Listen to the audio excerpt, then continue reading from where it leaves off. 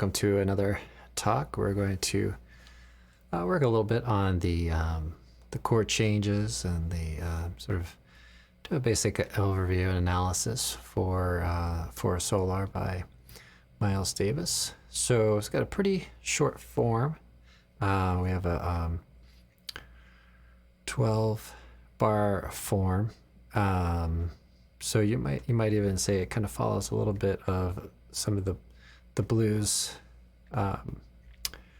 spots, at least. So you have the one chord on measure 1, and then you have the 4 chord on measure 5, and then the second half of that, about the last 6 bars, are all kind of cycling down to back to the 1 chord when you get back to the beginning of the form. So so it follows that general scheme, you might say, of some of those, the 1, 4, and the 5. But some kind of key differences.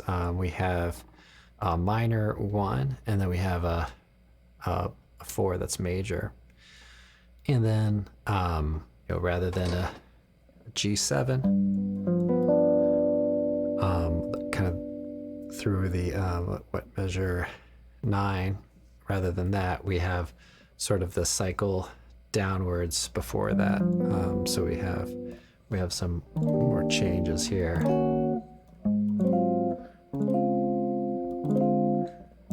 before we get to the 5 chords. So there are certainly some differences, but it's pretty relatable. All right, so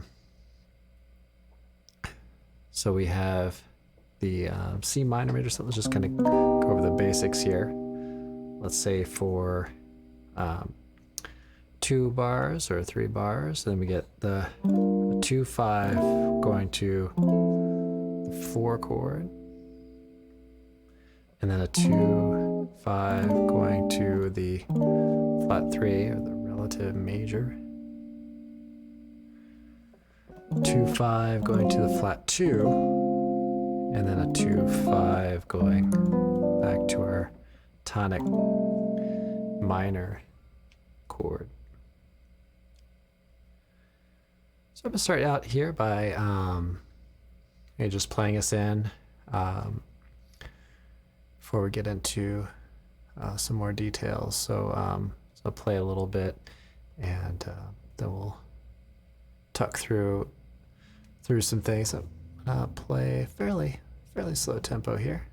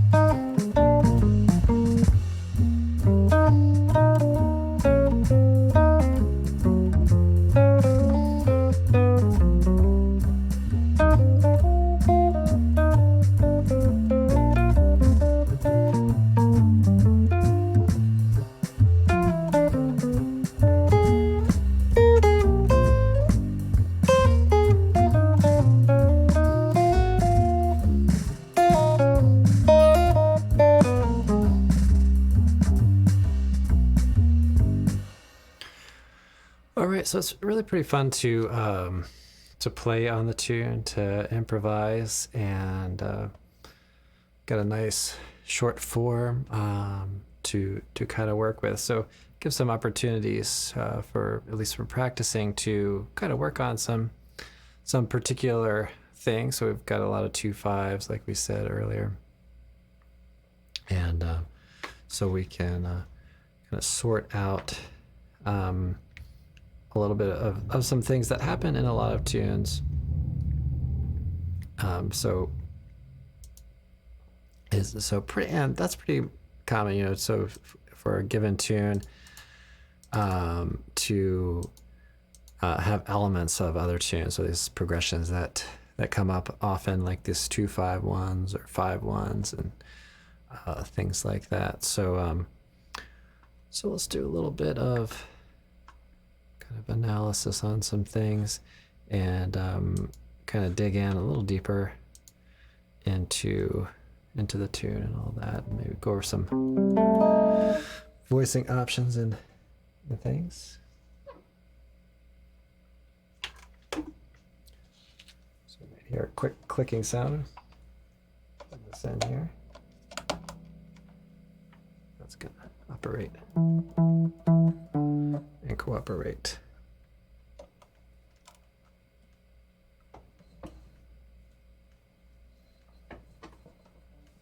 All right, well, we won't worry about that for right now. So let's work on just kind of honing in to some analysis here.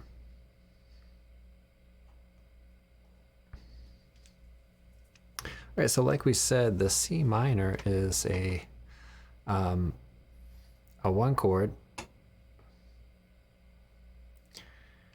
And when we take a look at some of these tones here in the melody, we've got two melody lines they give us. This is from the Real Book 1 Share Company. I would recommend having this book in your library. So we've got a B natural. Okay, so that's the major 7 part of it. And then the A natural, right, in the melody. You see that come up a few times here and further down. So so that gives us an indication that we might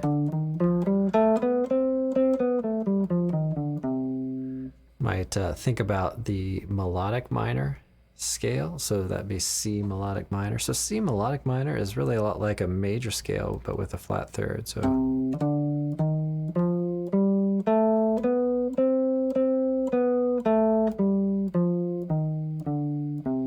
right. So that would be a good option for a scale to use while improvising. Not that you would have to limit yourself to that, but that in general would be kind of a go-to spot. So we have like a tonic minor type chord. So minor 6 or minor major 7, kind of colorations of some of those type chords would be appropriate to use. All right, and then in this lead sheet we have they give us a C minor there, with the option of having maybe a G minor to give us the 2/5. Okay. All right, so at that point we might consider, especially the G minor to C7. That's giving us a 2/5 in the key of 1 flat. And so we can think of that as a 2/5 there. All right, so we have a 2/5. So that's G minor 7, C7, going to the F major 7, which is going to be the 4 chord in the key of C. So C minor, you're typically expecting an F minor kind of chord, but again, F major, right? And that kind of makes sense too, because we've been using this A natural, right? But notice that we also have this E natural, right? Right, so we might even think about Lydian, right? Because we have this B natural, we have a B natural on the melody, okay?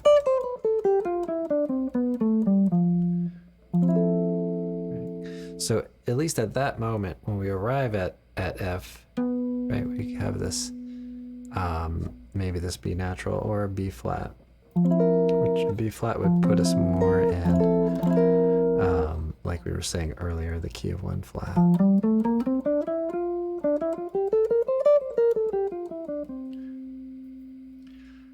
All right.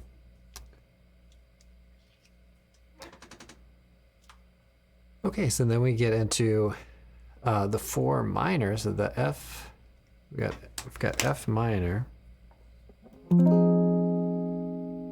Okay, and then this becomes its own 2/5 progression, right? So it's gonna end up being also 2 as far as what it's functioning to do. We got 2/5 going to E flat. So we got E flat major. Let's back up a little bit. So this 2/5 is an F major.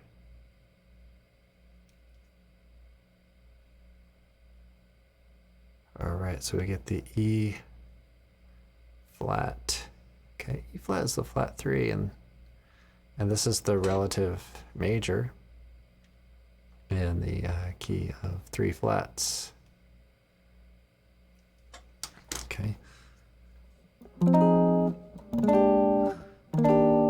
Okay, so we go from 1 flat, the key of F, we go to 3 flats, key of E flat.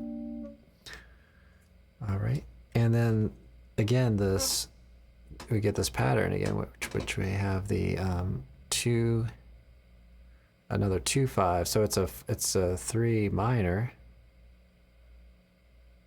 but we're functioning as a 2/5 in D flat. Okay, D flat is the flat 2 in our tonic key. So and then back to C minor with another 2/5 progression.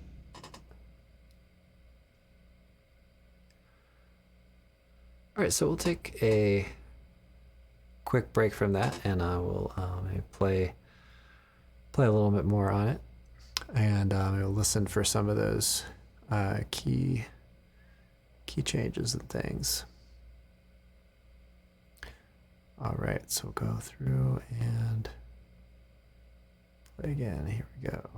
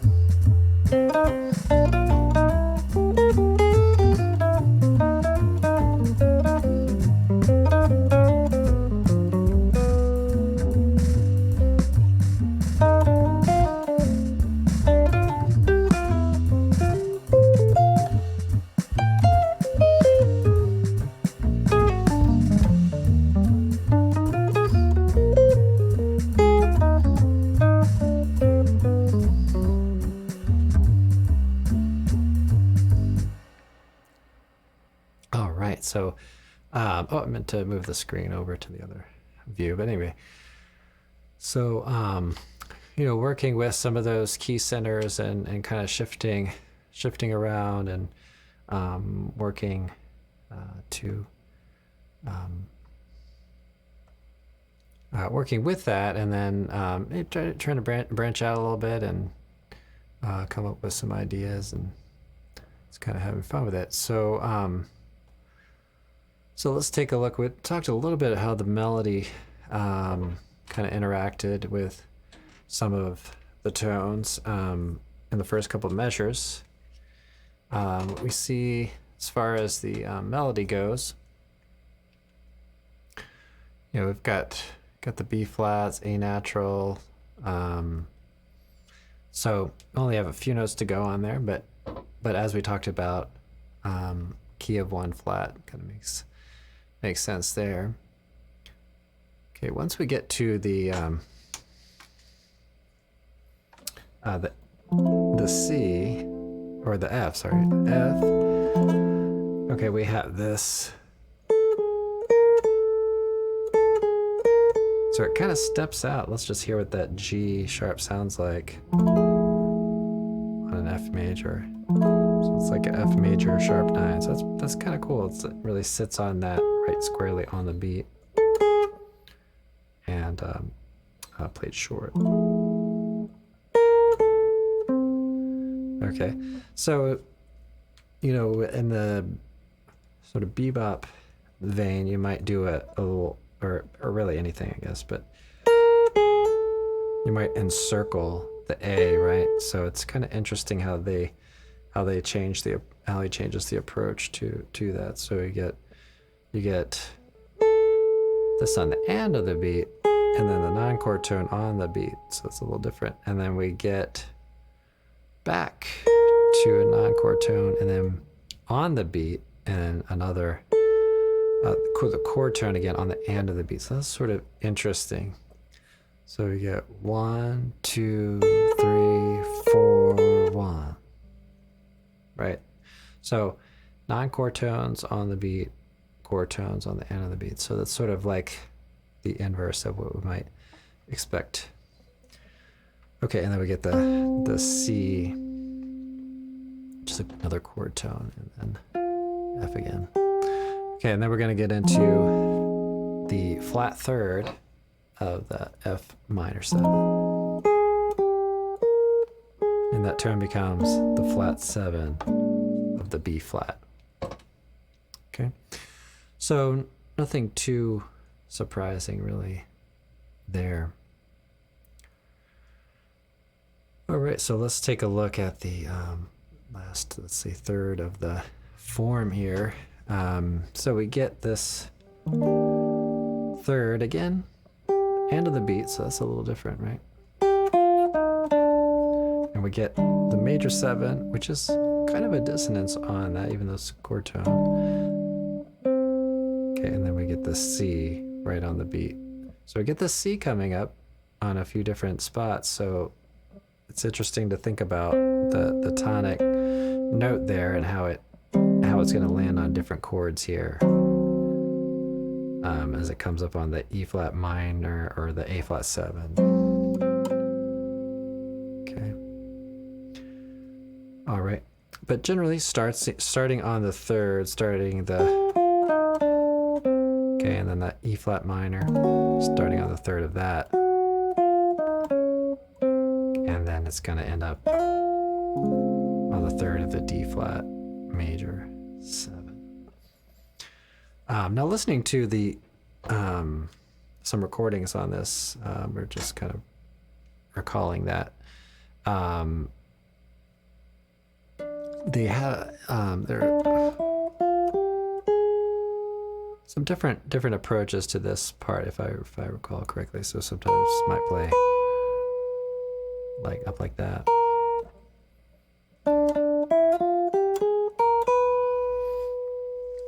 Okay. So again, that E natural, that might be something to talk about there. So we have Okay, so we are in a minor key, so that's sort of an interesting to play the E natural there, and that I think passing there makes sense, going up to the F, which is the flat 7 of the G. Okay. All right, so there's a little bit more of talk into the